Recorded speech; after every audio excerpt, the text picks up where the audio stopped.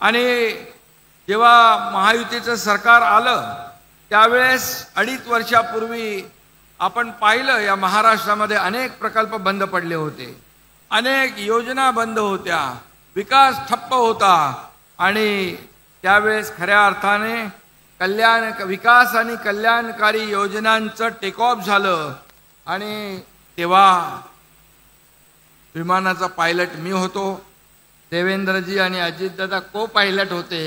आता देवेंद्रजी पायलट आहेत, आम्ही दोघं को पायलट आहोत.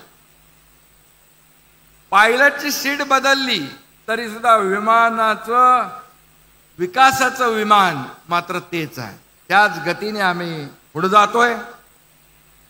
इंजिन तेच आहे आणि ते ज्यादा गतीने या ठिकाणी धावताना आपण गेल्या 3-4 महिन्यामध्ये पाहतोय.